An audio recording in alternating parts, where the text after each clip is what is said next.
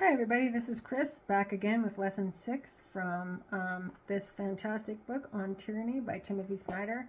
My voice is a little raspy because I just came back from the rally outside of Gabe Evans's office and I've been yelling and screaming for 2 hours.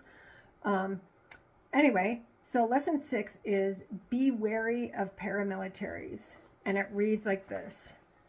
When the men with guns who have always claimed to be against the system start wearing uniforms and marching with torches and pictures of a leader, the end is nigh.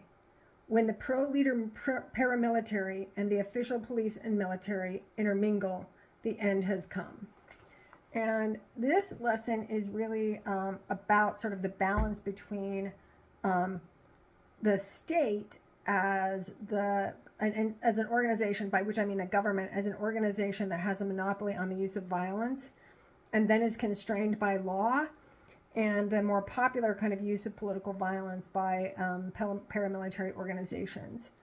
And one of the things that tends to happen in situations like the one we're in now is that paramilitaries sort of sidestep the state's monopoly, the government's monopoly on violence. And one of the functions of law and of things like checks and balances and constitutions and due process is to constrain the way that the government is enabled to use violence. When paramilitaries are able to sort of sidestep that process, then they can introduce violence into politics in a way that's really unconstrained by law. And when they have and when forces outside the government have access to political violence, politics that, as we know it, can't really continue. You can't really have due process. You can't really have free and fair elections because the use of violence outside of the constraints of the law can create this climate of fear.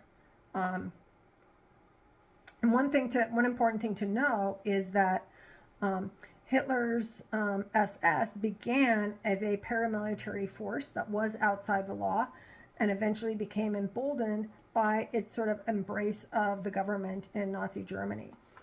Here's one of the things that he says about that. The SS began as an organization outside the law, became an organization that transcended the law, and ended up as an organization that undid the law. I think it's important to notice that we've already kind of seen the first 2 steps. We had a series of paramilitary organizations on January 6th that operated outside the law, introducing political violence. And then we've had more recently a series of pardons that has enabled those forces to transcend the law. So we've really only got one more step to go until we're already there.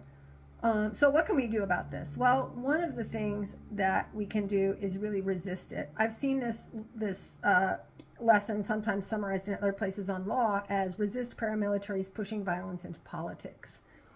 And so I think we can really resist that.